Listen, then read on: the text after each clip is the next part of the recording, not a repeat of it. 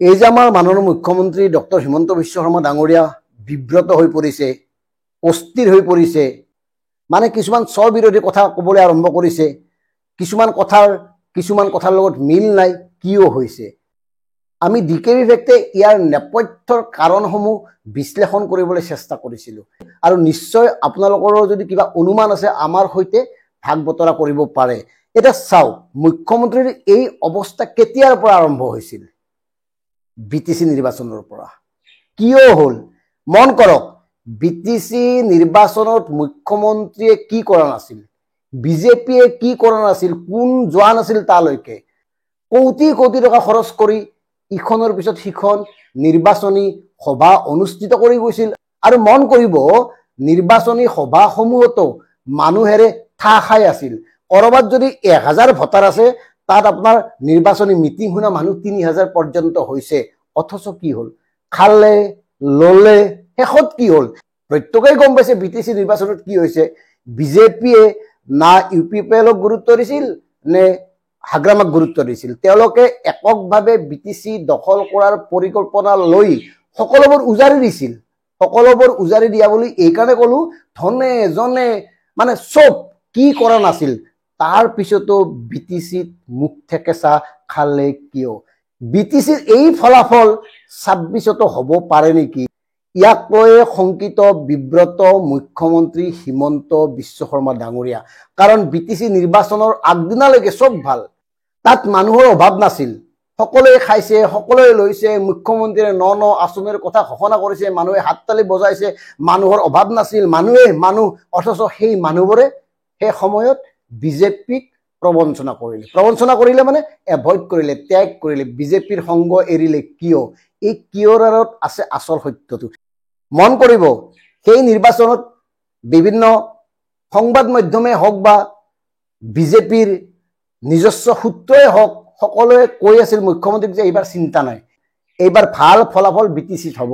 আৰু ইয়াক লৈ মুখ্যমন্ত্ৰীৰ সাংঘাতিক আত্মবিশ্বাসত আছিল।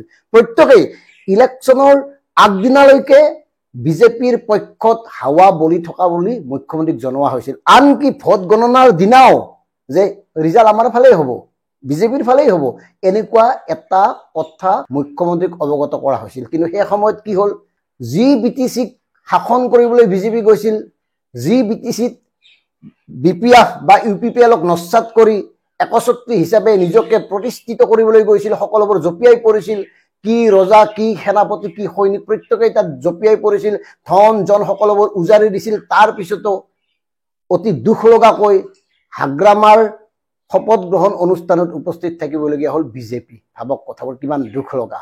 মানে চৰকাৰ গঠন কৰিবলৈ গৈ সহযোগী হোৱাৰ কাৰণে আহ্বান জনাবলগীয়া হৈছে। হয়তো এনেকুৱা এটা পৰিস্থিতিয়েই 26ৰ অসম বিধানসভাৰ নিৰ্বাচনত পুনৰ আবিৰ্ভাৱ হ'ব পাৰে, পুনৰ সৃষ্টি হ'ব পাৰে, আৰু তাক লৈ শংকিত হৈছে মুখ্যমন্ত্ৰী হিমন্ত বিশ্ব শৰ্মা ডাঙৰীয়া। বিটিচি বাকীয়ে দেখুৱাই দিলে কেনেকে ৰাজনীতি কৰে, কেনেকে এওঁলোকৰ কথাবিলাকো শুনিছিল, হাততালি বজাইছিল, মানে খোৱা লোৱা কৰিছিল, আৰু তাৰপিছত ভোটটো কাক দিছিল। এই কথাবোৰ অনাগত সময়ত ইয়াৰ প্ৰভাৱ বিধানসভাৰ নিৰ্বাচনত কিয় নপৰিব?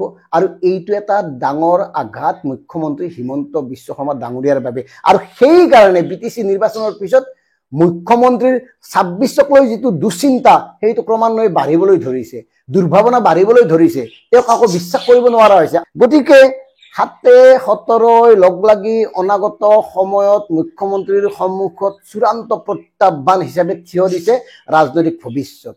ইফালে জুবিন গাৰ্গৰ মৃত্যুৰ পিছত কি অৱস্থা হ'ল, জুবিন গাৰ্গক ন্যায় দিয়াৰ বাবে যে লাখ লাখ মানুহ এতিয়া উদ্বাল হৈ আছে। জুবিন গাৰ্গক যদি ন্যায় দিব নোৱাৰে, আৰু ন্যায় দিয়াৰ কথা এইকাৰণে আহিব নোৱাৰে, মুখ্যমন্ত্ৰীৰ মতে ন্যায় নহয়, ন্যায়ৰ কথাটো আদালতে নিৰ্ধাৰণ কৰিব, আদালতত আপোনাৰ তথ্যই নিৰ্ভৰ কৰিব। গতিকে এই ক্ষেত্ৰতো সাংঘাতিক কিবা এটা কৈ থাকিলেও মুখ্যমন্ত্ৰী হিমন্ত বিশ্ব শৰ্মা ডাঙৰে এতিয়ালৈকে নিশ্চিত হ'ব পৰা নাই এওঁলোকৰ শাস্তি কি হ'ব।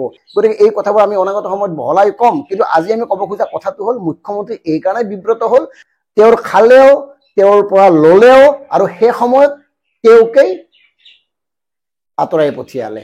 আৰু এইটো আটাইতকৈ দুশ্চিন্তাৰ কাৰণ হ'ল মুখ্যমন্ত্ৰীৰ, কাৰণ 26তো এনেকুৱা এটা পৰিস্থিতিৰ সৃষ্টি হ'বলৈ গৈ আছে। আৰু এই কথাটো আমাতকে মুখ্যমন্ত্ৰীয়ে 1000 গুণ বেছি ভালকৈ জানে। ধন্যবাদ।